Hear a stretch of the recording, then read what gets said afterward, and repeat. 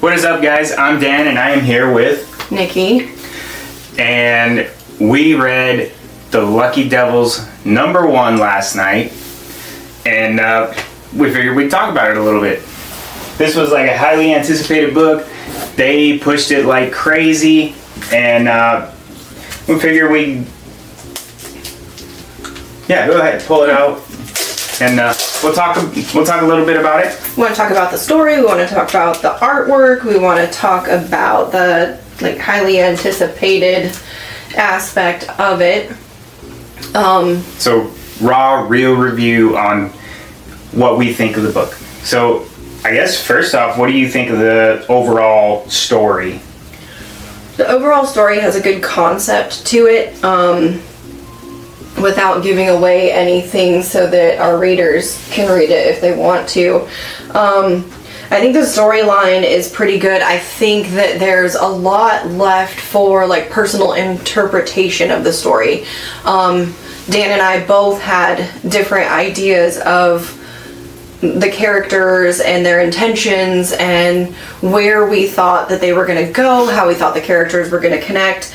So I think even reading it more than once, you could come up with more ideas about your characters and their intentions and where they're coming from and what's actually going on in the story. So a quick synopsis of it. Basically, it's two devils. They go to Earth, and they have a job to do. They're connected to a human, and their job is to basically make their life a living hell. So that's kind of a quick synopsis without giving too much away. As far as the story goes on my end, I liked it. I thought it was great. I do feel like some of it is kind of predictable for #2, because when you get to the end, you kind of understand where it's going to go.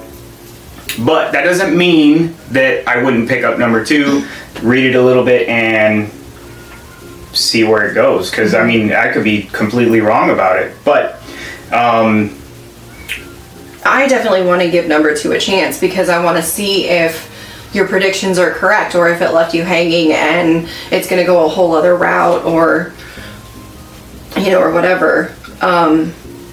Because he and I both kind of had the same thought as far as the characters connecting and where the story's going. And, I had kind of thought that the little devils that are attached to these characters in the story might actually be too good to be little devils. They're really sucking at their job because they're truly not as bad as they're supposed to be.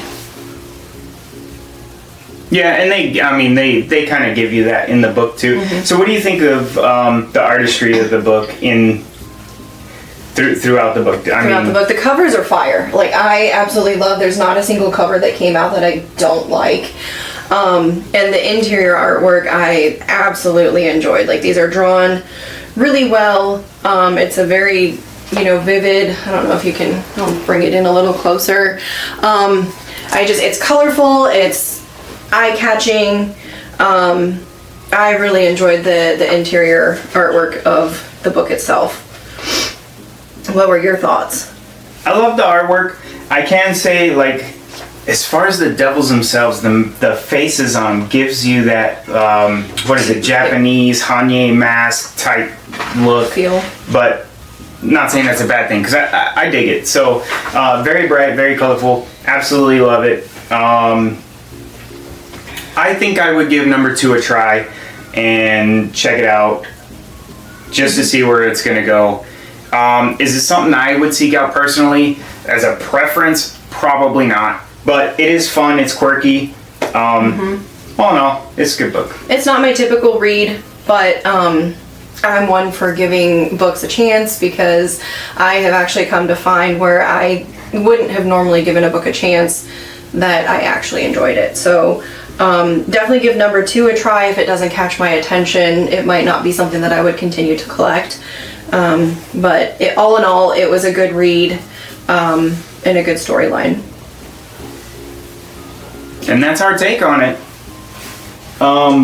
You can pick this up at our shop right now, yourcomiccrush.com. We do have it there. Or I'm sure your local comic book store carries it as well.